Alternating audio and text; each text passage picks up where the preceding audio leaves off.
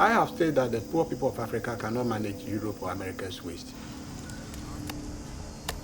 If we all belong to a global community, then why would any government sit down and watch this hazardous waste being transported or exported to a poor country like Africa? For me, I see it as a deliberate attempt by the West to dump obsolete technology and hazardous materials on Africa because they think that the solution in their respective countries are more expensive and it's cheaper to bring it down here to Africa. And so I get really angry because if e-waste is hazardous waste, then somebody must pay for its management. And if you're not ready to pay and rather dump it on somebody else, then you are not being fair. When you have such massive smoke from e-waste burning, I mean, for such a long time, there is definitely going to be human health consequences.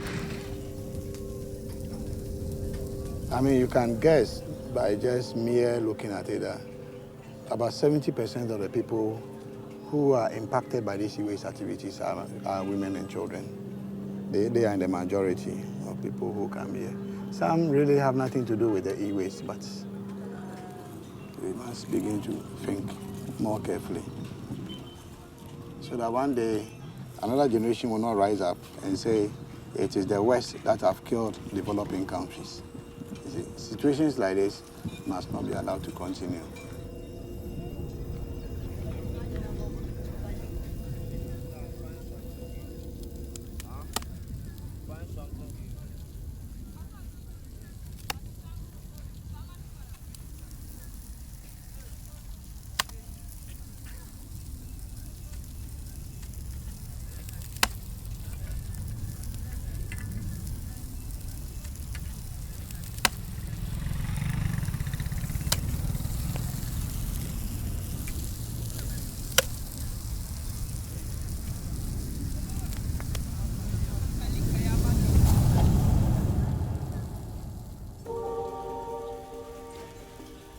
This is Agbogbloshie, a scrapyard in Accra, Ghana. Alongside Chernobyl, it is ranked as one of the most toxic places on the planet. The dismantling of electronic waste, or e-waste, is done by men, women, and even children. They work to extract valuable materials from items we discard. It is a toxic and harmful process, both to the people and to the environment. But the rate of production and disposal of electronic items is increasing every year, and more of these unregulated sites are appearing all across the world. They are the face of our growing e-waste crisis. To understand how we got here and how we might solve this growing problem, we must go back to the beginning.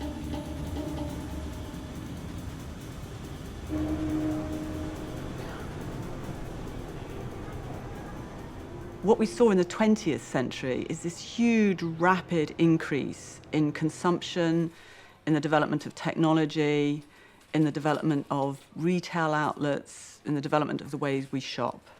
If you go right back to, again, to the beginning of the 20th century, you will see that most things were advertised, for example, on their longevity. This will last a long time. This will do the job that you expect it to do. Today, we wouldn't expect that. In fact, we probably wouldn't even expect some things to last a long time. If someone had said to me 10 years ago, right, you'll have a laptop, which does internet, phone, you can watch films on it, you'll have a phone, which does all of that stuff as well, but you can make phone calls, and then that won't be quite enough, so you'll need something that fits in between those, so you'll need the tablet that does most of all of those things. I wouldn't have believed them. But we've got increasing IT, and that's happening in the developing world as well. Take the cell phone. In 2011, almost 500 million were made. 2 years later, that number had doubled to 1 billion.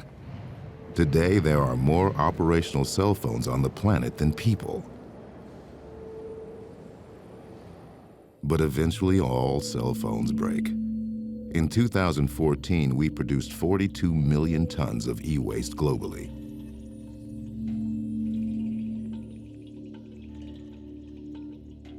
That's about 400 of the world's largest aircraft carriers, or 115 Empire State Buildings, or 7 times the weight of the Great Pyramid at Giza.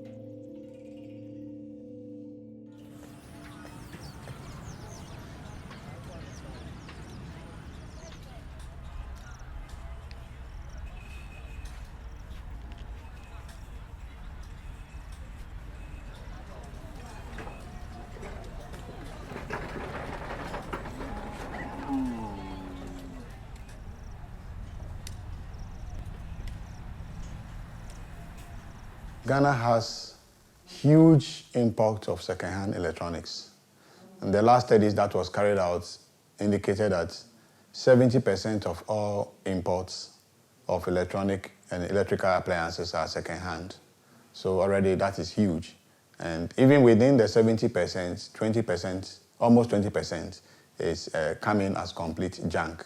And these ones go to the dump sites or the scrapyard at Agbogbloshie, where they are taken through environmentally hazardous means to retrieve precious metals.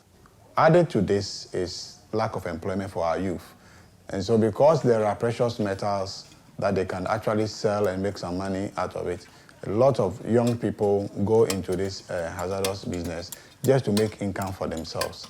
And so these are the multiple facets of problems that we have with electronic waste in general, not only in Accra, but in Ghana as a whole.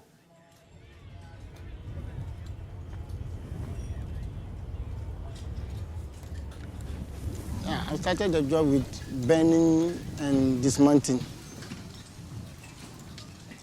I was 17 to 18.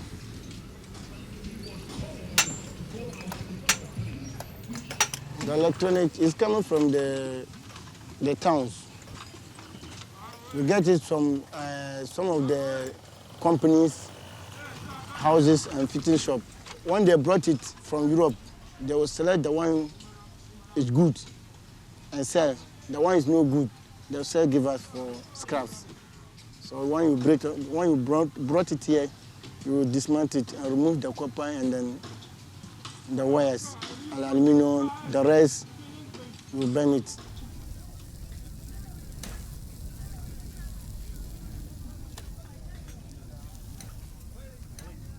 We are a group of scrap dealers that have come together to form an association.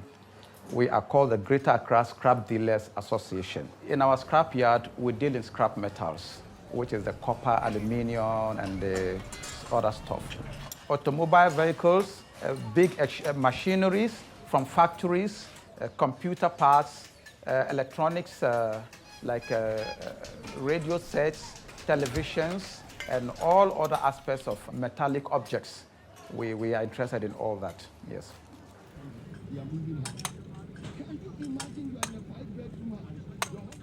You get everything here. They do all manner of recycling, which we don't have any formal industry doing. Agbogbloshie is how a lot of people live. You have over 3,000 people here who work at the scrap site. They don't have any kind of formal education. They need to survive. This is what they live on.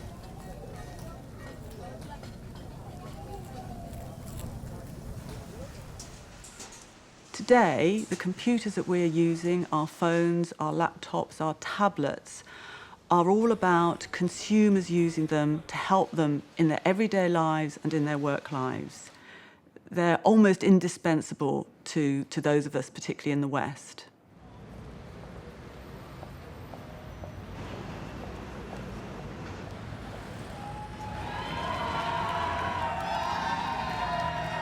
I'm here to buy a new iPhone 6s. I have iPhone 6 at the moment, so I'm looking to get a new one. I've seen so many people standing here for 2 days. I use it for my everyday life, texting, emailing, browsing the web, watching videos. It's like you don't even have to use your iPad anymore because it's so big. I like the color. I was thinking to get the gold one, but I ended up getting the rose gold one. It's not as girlish as I thought it's going to be. So yeah, I'm looking forward to set it up and start using it. Will you be back for the 7?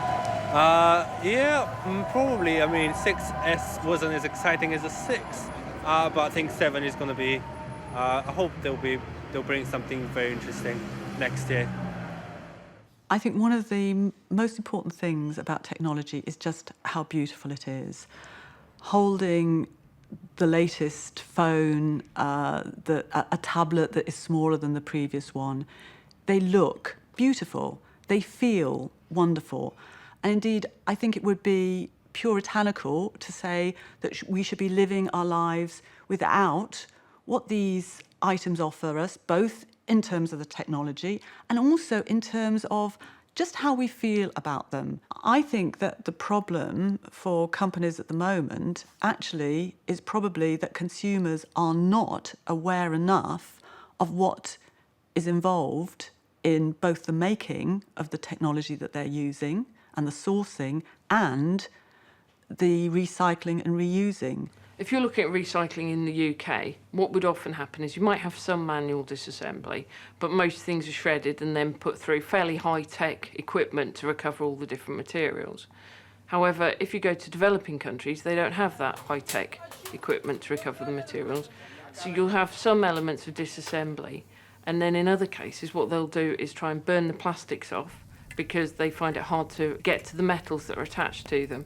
It's a really nasty business. The things are designed, for example, not to burn. They have flame retardants in them. They have all sorts of chemical additives in there, which are functional. They do a job, both in the manufacturing process and when you're using it.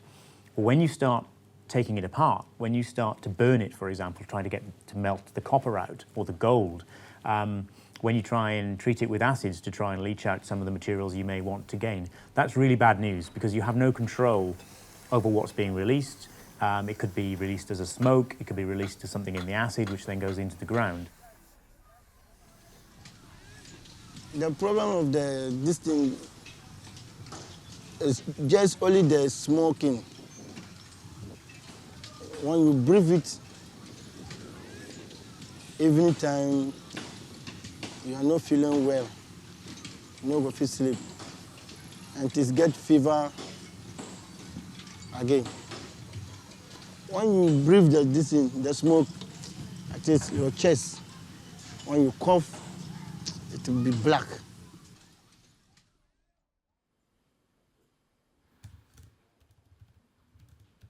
Well, I have an interest in seeing how the environment and environmental change and human health all interact. My background being in toxicology for testing for new compounds.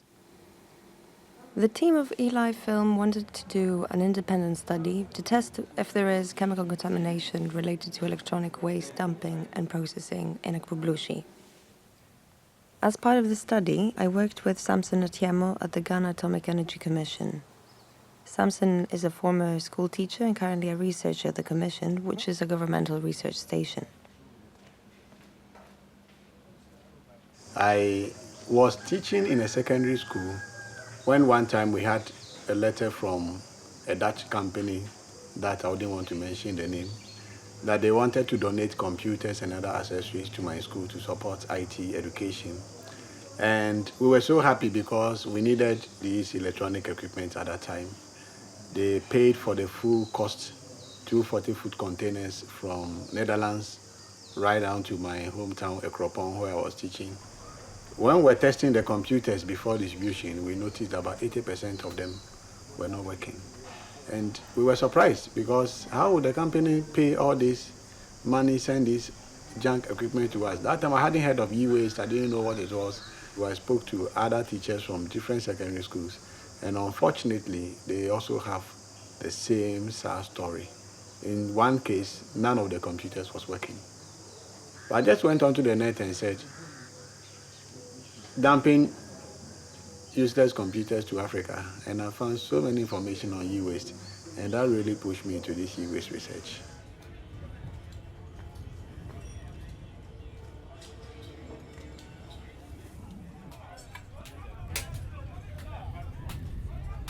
So these black areas used to be burning areas? Yes, used to be burning areas.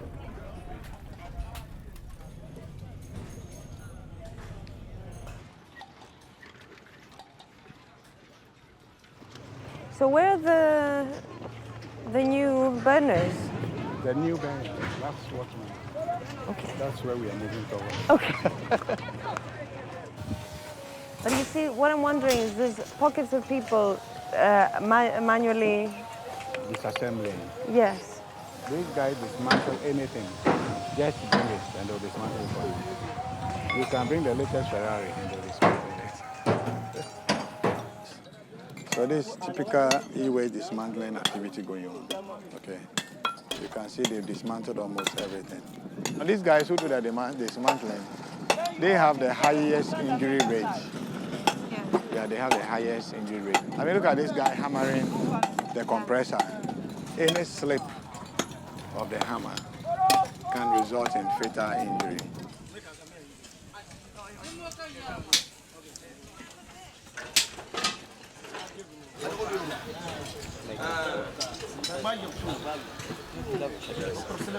Don't worry. Don't worry too much.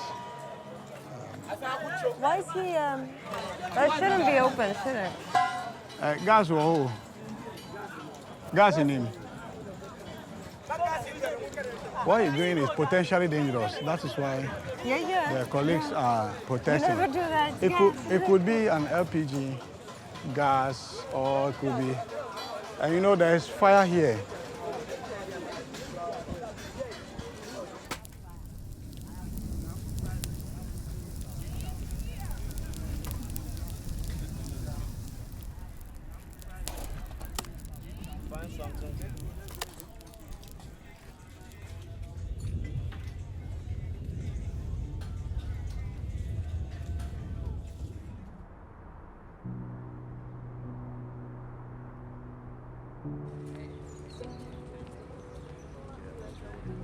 I think what's surprising when you open up a mobile phone and you look at the circuit board through even a low-powered microscope is how tiny some of these components are. And because we demand more and more power and we demand smaller and smaller devices, the components themselves are getting to a really minuscule scale.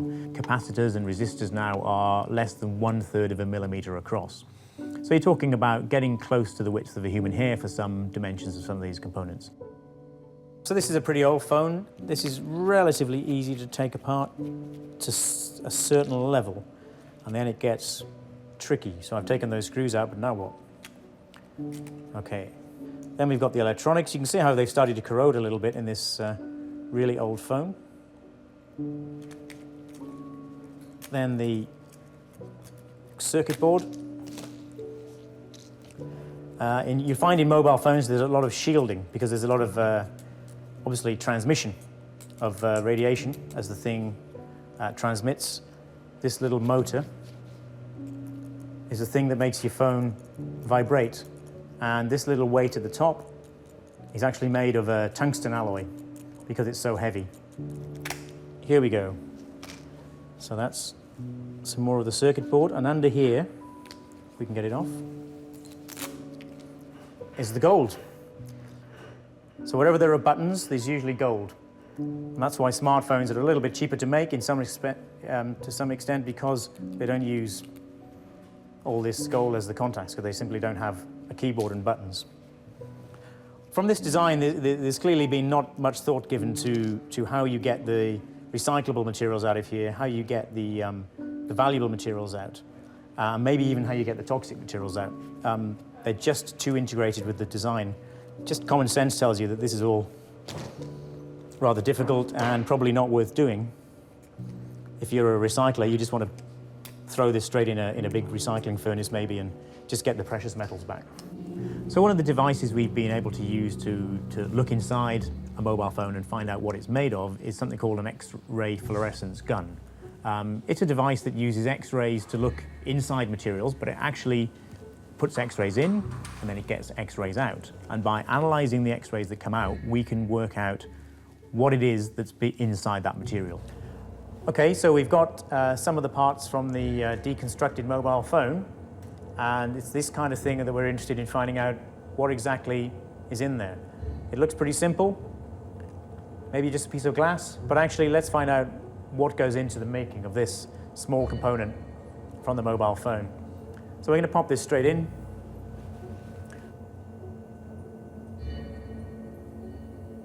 Okay, Okay, already it's starting to detect things like titanium and vanadium, manganese, nickel, phosphorus, antimony, chlorine, calcium, and so the list goes on.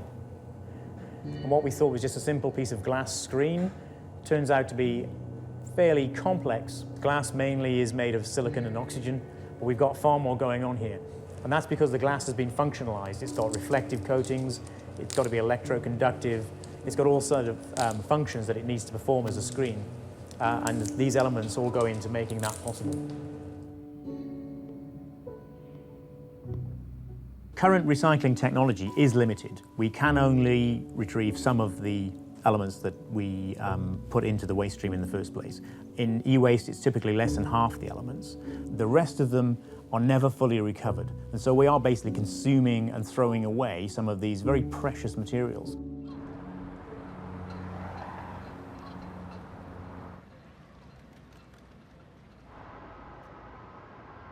Some of the elements that are in electronics are fairly easy to recover, and other ones are in such small quantity that it's difficult or impossible. Anybody working to recover those materials is going to be looking for the highest value and the highest volumes of those. On an annual basis, we process about 35 million pounds of electronics a year. A lot of it is the covered devices, TVs and monitors, that sort of thing, but then we also get printers, keyboards, mice, fax machines, desktops, as well as large copy machines, all sorts of electronic devices. We're trying to create commodity streams out of this facility. So, and our commodities are the lead and non-lead bearing glass, shredded aluminum, shredded steel, shredded circuit boards, and those materials we send to downstream destinations, and they do further processing.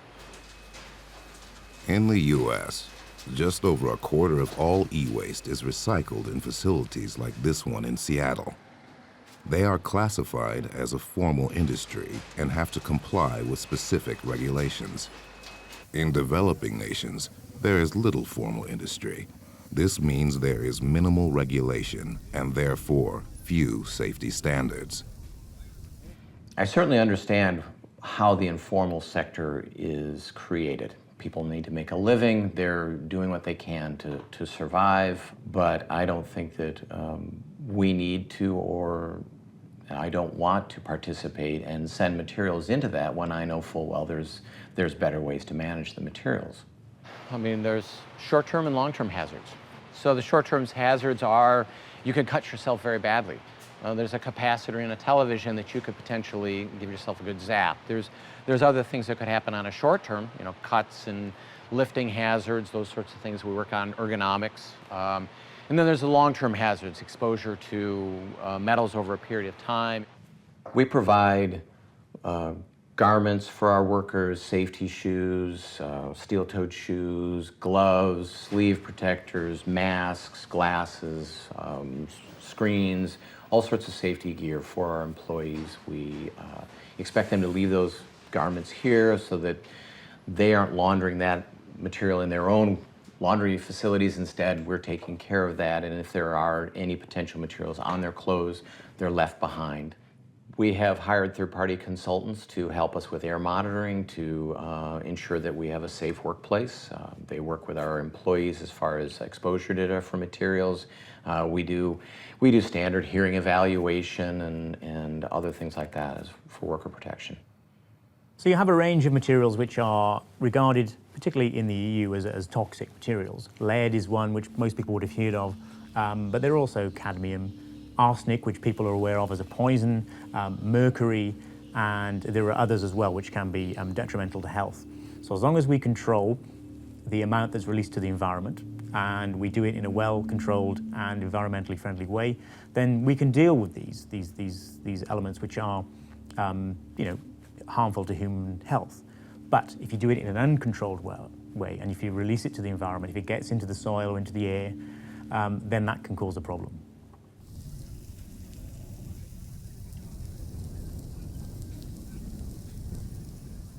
They are burning those wires to get copper out and then sell them. We have to go a bit that way as well. Yeah. Into the smoke. Yes. Are you ready? Yes, promise. Sure. So in terms of the main chemicals that we tried to look at, we focused on heavy metals, and the 5 ones that we selected were lead, arsenic, cadmium, chromium, and mercury, which one way or the other have been reported to cause problems to humans. Oh my God, this is ugly. You go, you take deep shower with plenty of soap. Akela, this should go down as one of the most difficult sampling you have ever done. Try to avoid as much trash as possible. Mm-hmm. For the process of sampling, first of all, we collected soil ash samples. That's the very top layer of soil, because it is also the air we breathe when dust comes off the ground.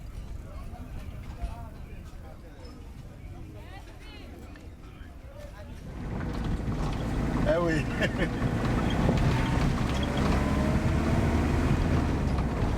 And this road used to be a private road solely for the commission. Security everywhere.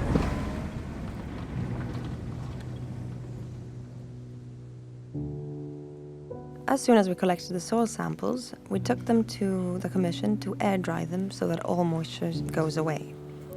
We then sieved each soil sample into finer powder to get rid of little pieces of plastic or grass or whatever, and then weighed each sample to know how much we are using in the next step. The next step was to add acids to the soil to perform a reaction that is called acid digestion. This reaction allows the heavy metals to come out into solution, and then we can take those solutions to use at the final stage of the process, which is analysis and data collection. So we take those solutions, feed them into a detector, which in our case was an atomic absorption spectroscope, and then detect the concentration of heavy metals per gram. This is how we determined the levels of the 5 heavy metals we chose.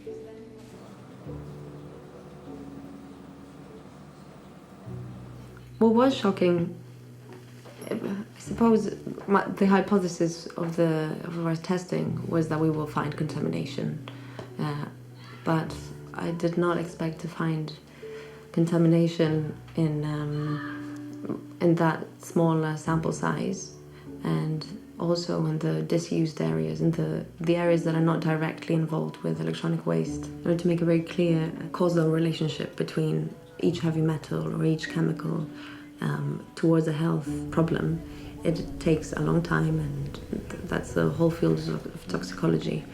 But you can take an idea, I think, from our study and supported by other studies as well, because ours is consistent with those results, to understand that there is something going on there. Anytime I return from Agbogbloshie, I don't enter my house with anything I put on to Agbogbloshie.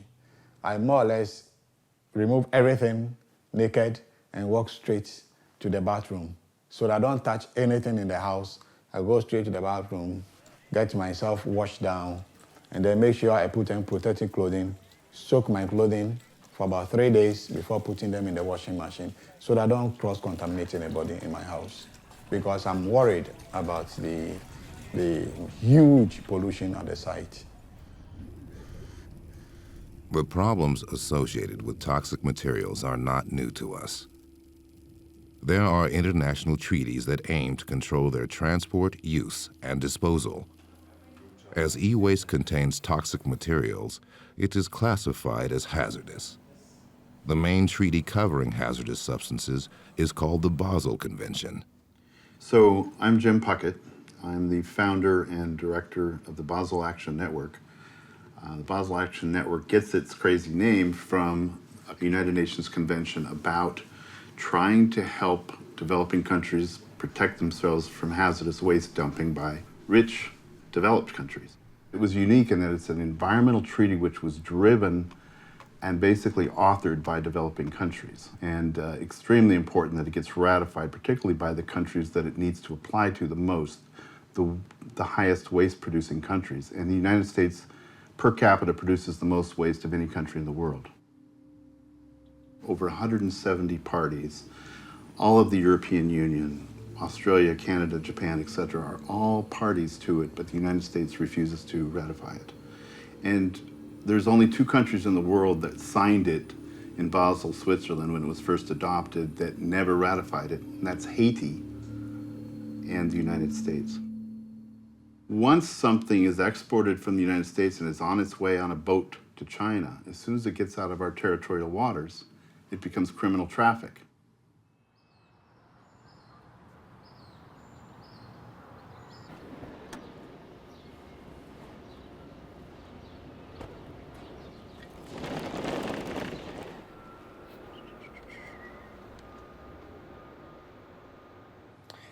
Okay, it's Tuesday, June 23rd, 2015 at 11:22 in the morning, Paramount, California. We have a CRT monitor going to Atan Recycling Corporation at 13941 Norton Avenue, Unit D in Chino, California. So with every item, I will disable it somehow so it's not usable. And pull the main power. So now this monitor is no good. We want it to be waste. We don't want it to be reusable, so that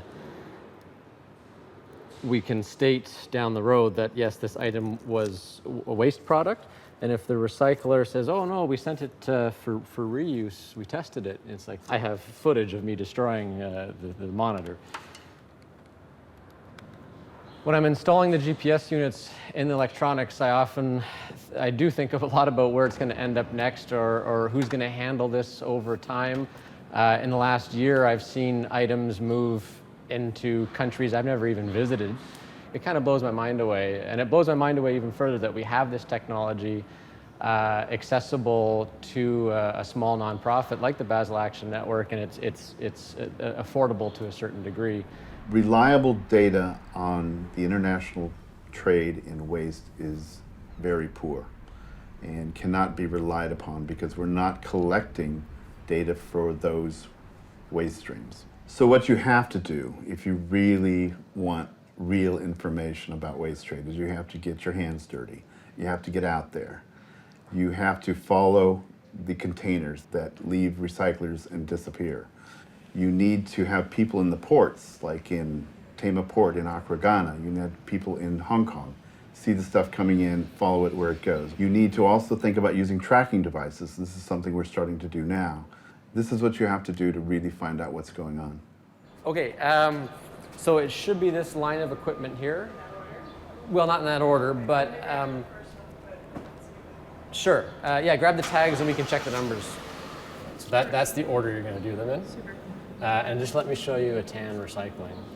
You're probably going to see a sea container right here. Mm-hmm. Keep driving right to the end. You're going to look to your left, and what you're going to see is this here, just full of e-waste. Gaylords everywhere like that, and probably a sea container here because they got a forklift ramp. I moved up to Seattle. I did all my schooling in political science, minor in legal studies, and then public policy and master's degree. And then I happened to come across this position where it's finally coming together. I feel like I can make a difference. Most people assume that they're doing the right thing by recycling, but they don't really understand all the little ins and outs, and then recycling industry essentially wanting to profit in their own way as well.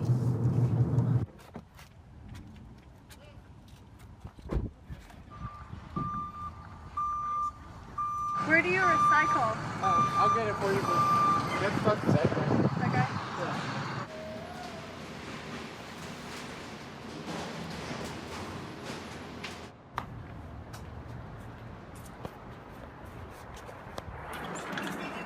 Hello. I was told to put my name here. It said in storage and needed to get rid of it. Did they give you the phone?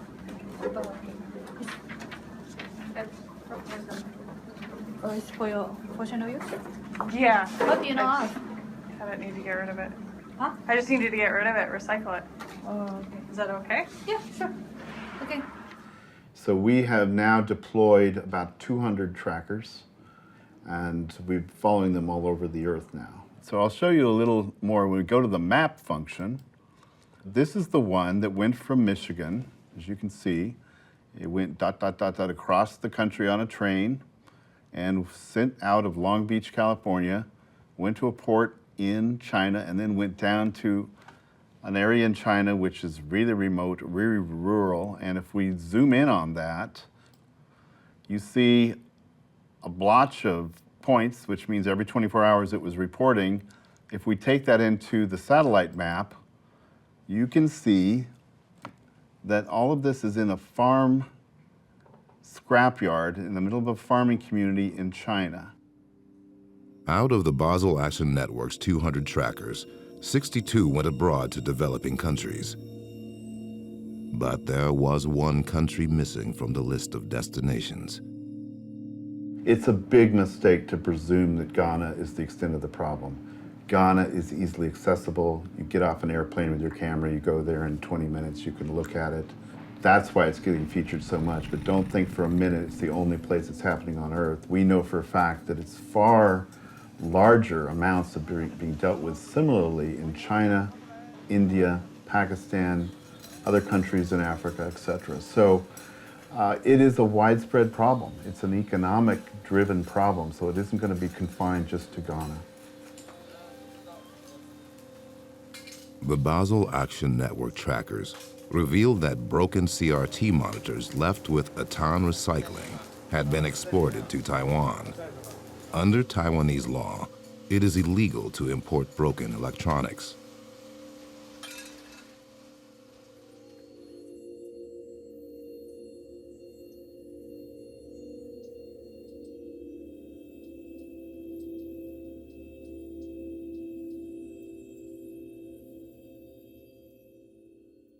We may not have managed to test for everything, but the 5 elements we did, they are known to have negative health outcomes, particularly lead and mercury. And the truth of it is, I generally was expecting high levels of heavy metals because of previous studies in Agbogbloshie or other reports in similar sites in China, for example.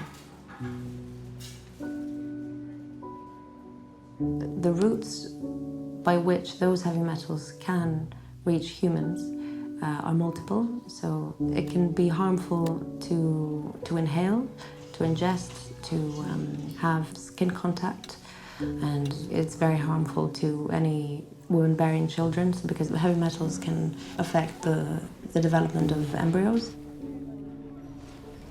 So aside from the working, it's a place of community. There are women selling food, sometimes with the babies wrapped around them, children playing around if they're too young to be at school or if they're in a break from school. It's not only the working that takes place there, it's a social environment.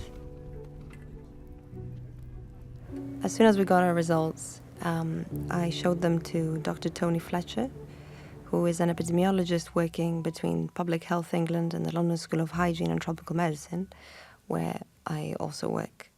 My particular focus over the last few years has been on chemical exposures, particularly in contaminated land and drinking water. But I heard specifically about Agbogbloshie from Markella when she showed me these alarming results of soil contamination there.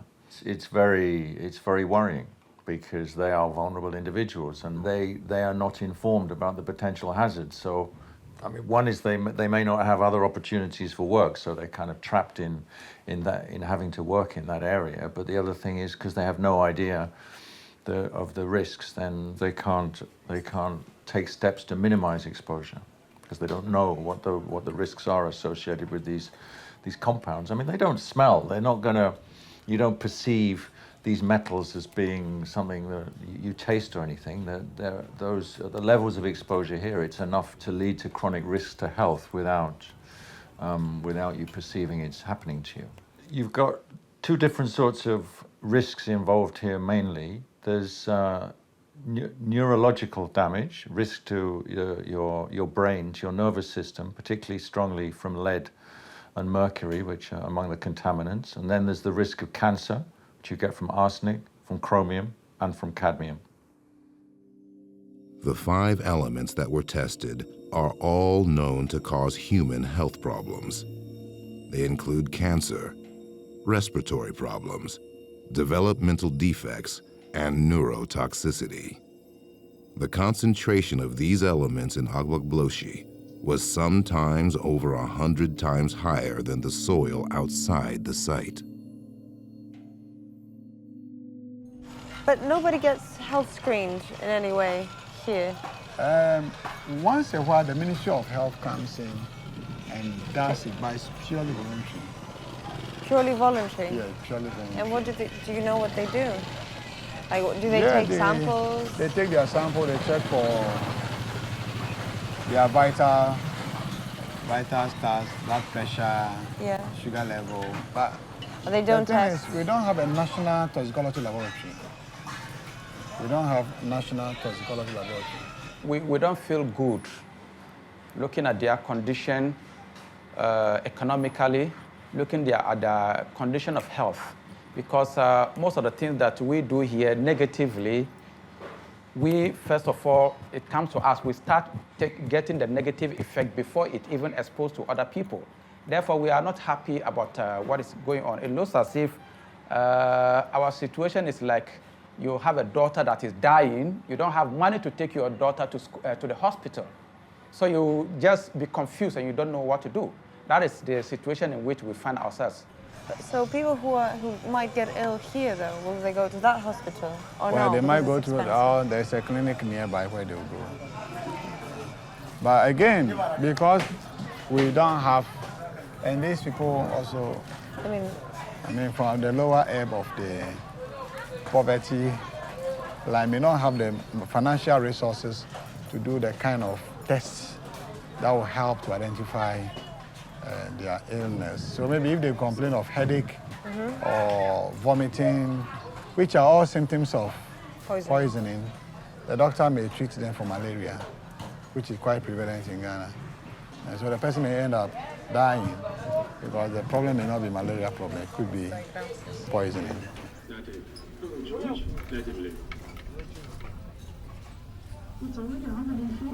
Tomorrow is 11.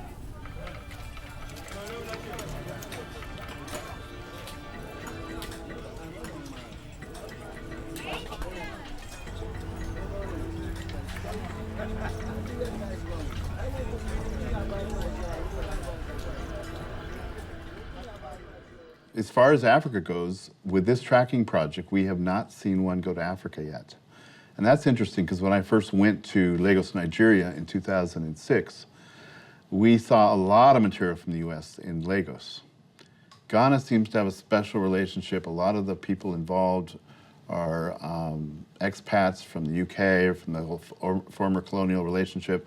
So a lot of the material is flowing from the UK and to a lesser degree from mainland Europe, Netherlands, Germany. But Ghana doesn't seem to get a whole lot from the US, at least according to our current tracking. Because the USA has not ratified the Basel Convention, its companies can export e-waste without breaking federal law. In the European Union, which has ratified the convention and implemented several other agreements, only working electronics can be exported to developing nations. Despite this, the export of e-waste still happens.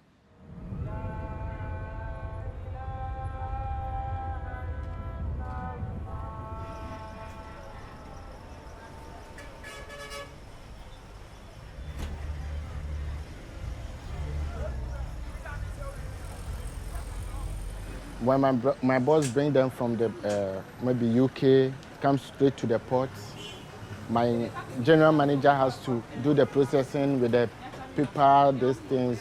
After, then they'll bring them to our various shops. So we just offload them to the warehouse before we bring them to the shops. Sometimes, not all. Maybe if it's about 50, we'll get about 40 of them working, and some will be just we have to check them. So that place will be my duty to road check and then repair them. They all come from the UK, yeah.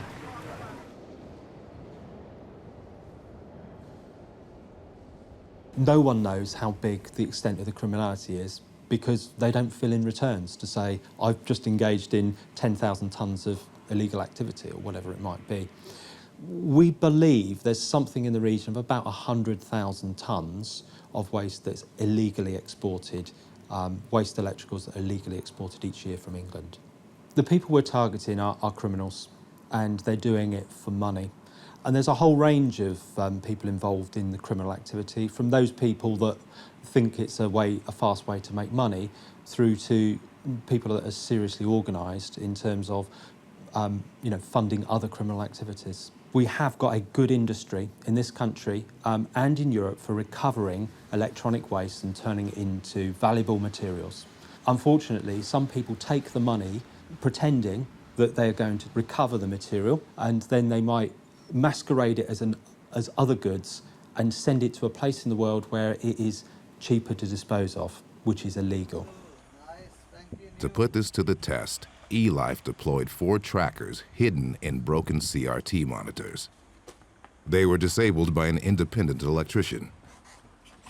We're here today to put some tracker units in some of these televisions and find out where they go. A couple of years ago we did the same kind of project. We put tracker units in some TVs. We disposed of them as the right way, took them to a proper company, and the company then should have disposed of them in the right manner, but they didn't. They put them in containers and exported them. Then we tracked them all the way from England to Nigeria, and we found the trackers were in lakes and ponds and in the flea markets to be sold for parts. That's one thing we weren't expecting at all.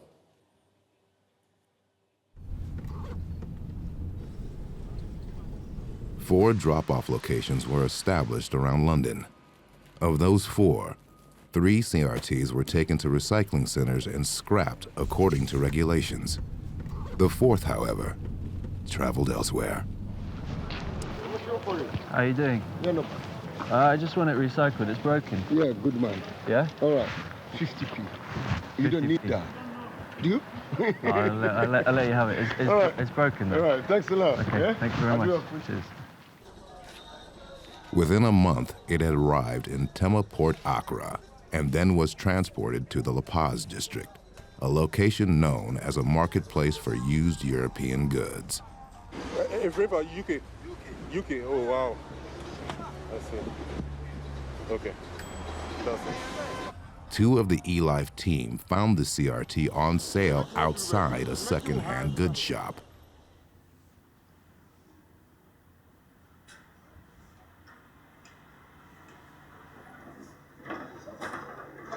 Okay. Okay.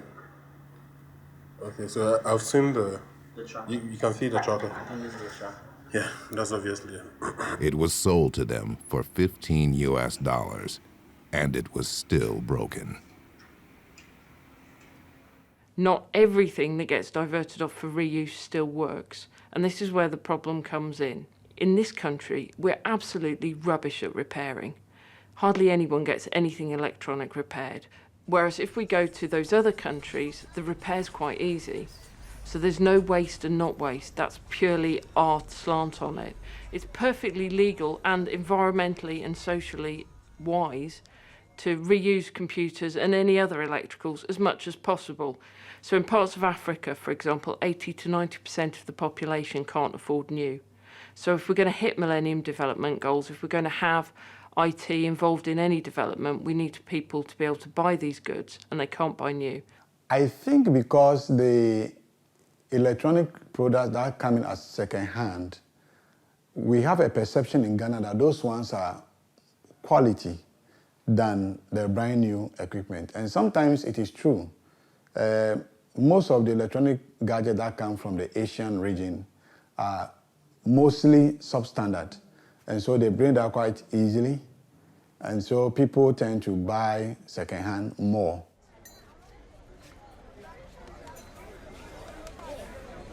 Direct from Warrington, UK.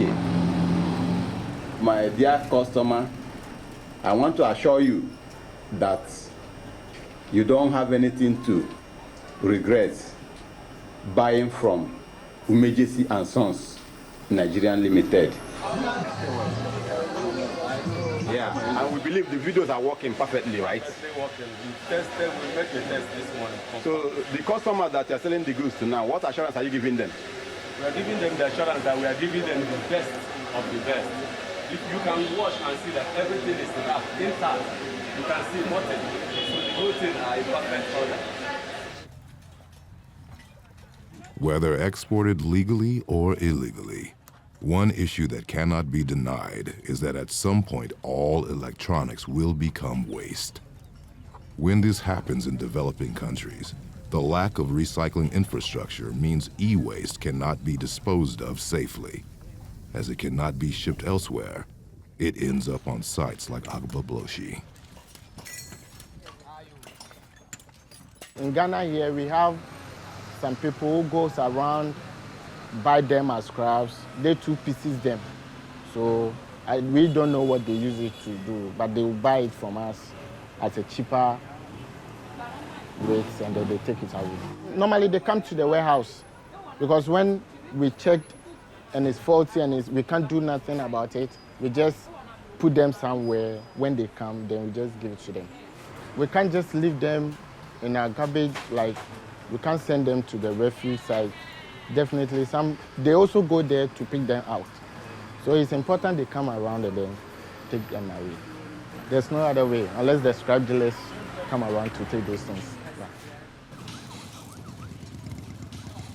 I think producers of electronic equipment must be responsible for what they produce.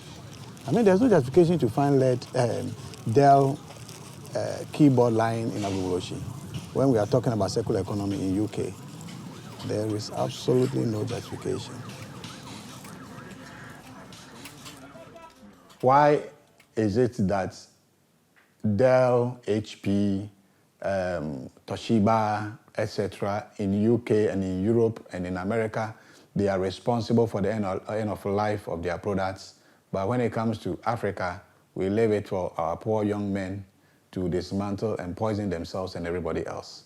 I mean, I feel so bad to see these multinational companies and their motherboards and their keyboards lying around Agbogbloshie. This problem in Agbogbloshie didn't start yesterday. At least it's been running for almost 10 years now.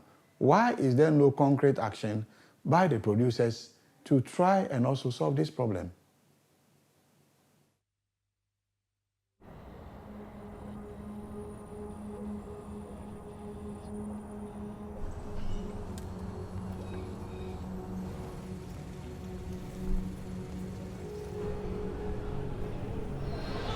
Ladies and gentlemen, please find your seats and silence your devices. Welcome to the future. The millions of decisions, big and small. The countless realizations of new ideas. The immeasurable number of choices that all happened in this moment will shape the world as we know it tomorrow and for years to come. New technologies are giving us the power to not only navigate the chaos, but to define the future ourselves. So this is the big welcome desk and the directions, and we have some of our Dell World Help concierge folks. It's a big event and people get lost, they need to know help, and so these are some of our Dell employees who are helping out. So here we have a Game of Thrones exhibit because our customers SpinFX and Machiavision do the graphics for Game of Thrones. The force is strong. The force is strong with this one. That's fantastic. This is our Legacy of Good area at Dell World, and it's one of the best spaces because it really highlights what we're doing to better the planet and to make our products more efficient for customers. Dell is leading the way in terms of discussing the circular economy and what we can do to make technology more earth-friendly. And it's something that you'll find David Lear and Trissa Thompson talk about every time they have an opportunity to speak in public and with customers. So I feel like Dell is really leading the way in how we talk about the circular economy being important for business and important for our environment. It's really been interesting to watch the global focus now, both on climate change, but also on materials. And how much do we have and how much do we need? So if everyone consumed at the rate Americans do today, it would take 5 Earths to supply the materials for that. We don't have 5 Earths, and it's not going to change anytime soon. So we really have to rethink as a world how we manufacture and use goods. So we have a goal by 2020 to collect 2 billion pounds of electronics. Globally right now we're at 1.4 billion pounds. And just with the Reconnect program, since we launched that in 2004, we've collected 427 million pounds. We're the largest recycler globally, geographically, in 78 countries and territories. So we take it very seriously. If you think about it, and you see those pictures of the e-waste, and you see a box that says Dell, that's our owner's name. We don't want that in any landfill. Goodwill is a not-for-profit organization that meets the needs of individuals that have a struggle finding employment. Dell approached Goodwill in 2004 to create a free consumer recycling program for used computer electronics. The Goodwill had the infrastructure, and it is a win-win. We have the environmental impact, 0 computers go to landfills, as well as the benefits for Goodwill, where we get to generate revenue for the mission by refurbishing and reselling the electronics that can be sold. This is what a Gaylord of raw donations looks like. In here we have some monitors. Here's a Dell laptop, well used and decorated. From these raw donations, about 80% are going to go directly to recycling. Only the best of the best go to be evaluated for reuse and refurbishing. The Reconnect program does send it to an environmental partner assigned by Dell and audited to ensure responsible recycling, nothing goes into a landfill, and no waste goes overseas. Because we'd seen all of the e-waste that was being dumped overseas, Dell took a leadership position to really push for the banning of e-waste export internationally from the United States.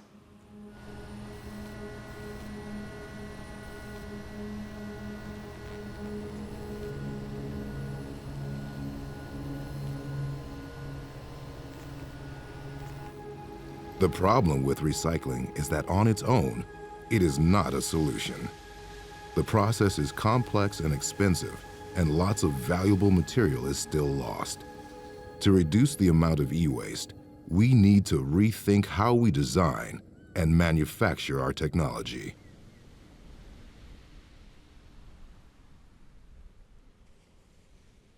I really believe that the current linear take, make, dispose economy is a model that's no longer fit for purpose. We make most of the electronics around us today in a predominantly linear fashion. We've set this up in the Industrial Revolution, and it's a very efficient process. We get a lot of very high quality electronics at quite an affordable price, really. But no consideration has been paid into what happens to the products at the end of its life. So these products can rarely be fixed or repaired or remanufactured, which are kind of key components to moving towards a more circular model. We define the circular economy as an economy that is restorative and regenerative by design. Products are being manufactured and optimized for the purchasing decision. And when people go and they look to buy things, we're comparing features. We're not comparing lifespan. There's a path for manufacturers to create products that are compelling, that are useful, that push the state of technology forward, that also can stand the test of time. So if we're going to talk about a circular economy in the context of electronics, it has to be around repair and reuse. That's an area, if we can extend the life of a product, we can build a circular economy. But we really need to de-emphasize recycling, because recycling is the least important part of the loop. We've been so frustrated with the state of the industry and with manufacturers' complete unwillingness to solve this themselves that we said, okay, if you won't design a solution, we'll design the solution for you. And we're going to open source your hardware to you. We're going to take your products, we're going to open them up, we're going to show people how to take them apart, whether you like it or not. And some manufacturers have said, hey, this is great, but most of them have either stayed on the sidelines or actively tried to stop us. So when a new product comes out, we get our hands on it, we take it apart, we figure out what the process is to repair it, and then we start writing repair instructions. I have an Apple Watch here, and in this case, it was really challenging to figure out how to take it apart because there's glass, and we had to actually use heat and an X-Acto knife to cut a gasket around the edge of it and get inside. And one of the things that we find when we get inside is buried deep in the bowels of the Apple Watch is the battery. If there wasn't the battery in here and you wanted to go to recycle this, you could just throw the whole thing in the shredder. You could take the watch band off and throw the rest of it into the shredder. But the battery causes a safety problem because if there's any charge in this and you run it through a shredder, it will ignite the dust that's in the shredder and it can cause an explosion. And no recycler can spend 5 minutes worth of their paid laborers to get the battery out of a watch that maybe has 50 cents in raw material value. It is possible, if you buy one of these, to have the battery replaced or to replace the battery yourself, but it's not by any means easy. You have to know how to carefully pry this whole thing up, unglue it, get a replacement battery that Apple won't sell you from somebody like us, and swap it out, and then very carefully glue the whole thing back together again. It's a tedious process. I think it's possible for manufacturers to design compelling products that people will be attracted to. Fairphone is doing a marvelous job of building a modular phone that has a lot of advanced features. It's comparable with any of the top current Android phones, but it's easy to repair. You don't need any screws to fix a broken screen. You can get in, you can swap out the camera if you want to upgrade the camera with a better camera. This is the sort of design that we need to see. And you've got a startup in the Netherlands showing that it's possible. This is fantastic. We need more manufacturers to take a cue from them.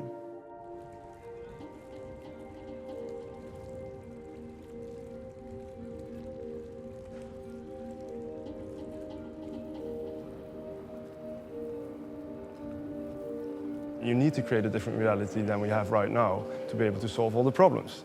So why focus on all the problems? Well, we focus on the problems in our own supply chain to create change throughout the whole industry. And how do you do that? By creating a different kind of thinking.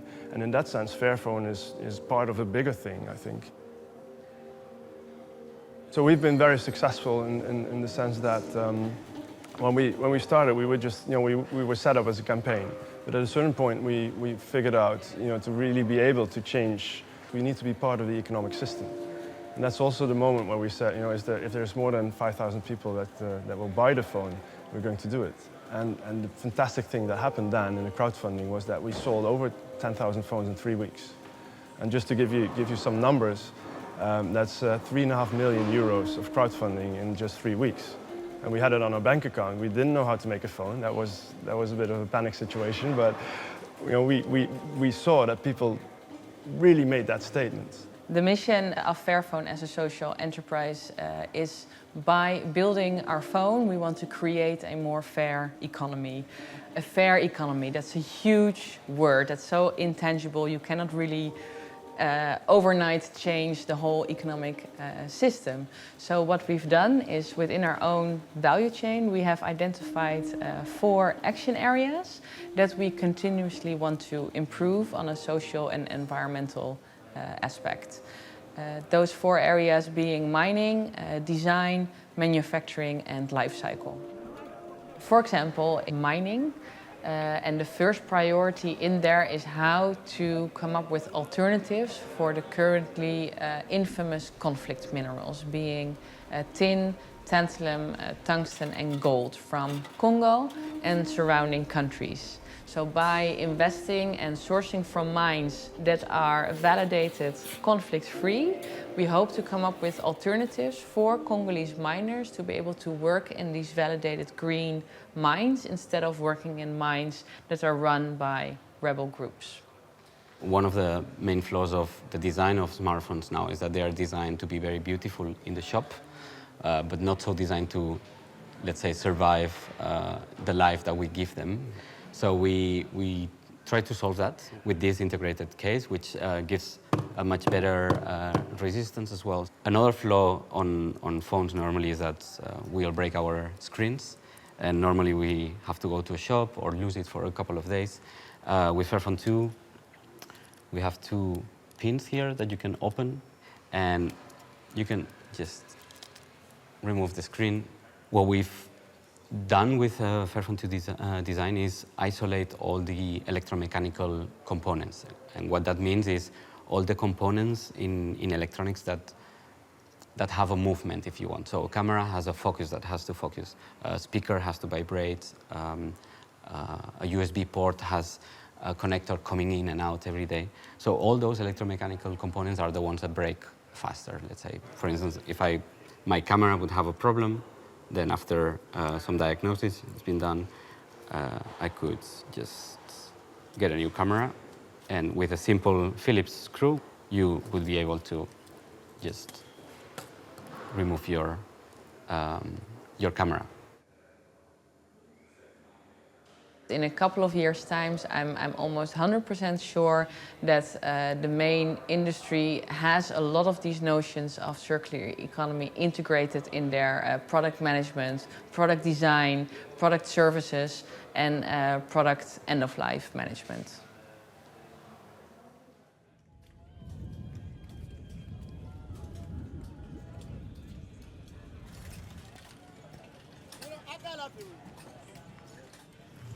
So if we are talking circular economy, then these are things we should never, ever, ever, ever discuss.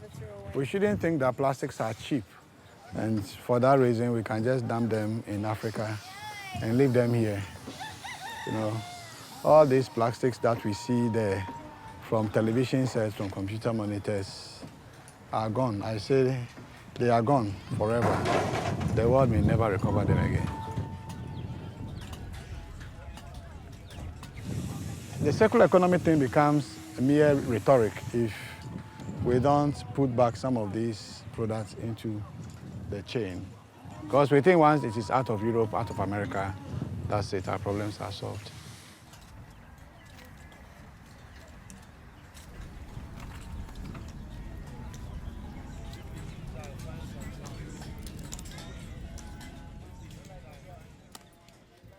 The biggest problem, I think, that we face stems from the fact that manufacturers have never thought of the whole life cycle when they design something. So they do not consider recyclability, what to do with it when it dies. And society, which has scaled things massively by consumption, has an immense problem on their hands taken collectively. I look at Agbogbloshie and I see opportunity. I see opportunity to inject some better safety practices and some better equipment. But I also see opportunity to take a lot of ideas from the levels of reuse that they're achieving there and model it over here. I think we tend to spend a lot of time looking at Africa and saying, well, you know, things are terrible in Africa. And we look down from on high and we say, you know, we're better than them at everything. There's a lot of things that the Ghanaians are better at than we are. And I think that there's a lot of things that we should be learning from them rather than going over there and telling them how to do recycling right. Technology is changing our society faster than ever before. The rate we build and consume sets new records every year. And as a result, the amount we throw away is also increasing.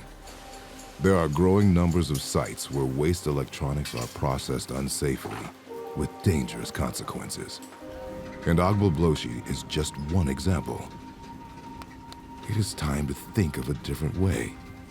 A way for consumers to guarantee their e-waste doesn't end up in places like Agbogbloshie. We need manufacturers and designers to supply products that last. We need a solution.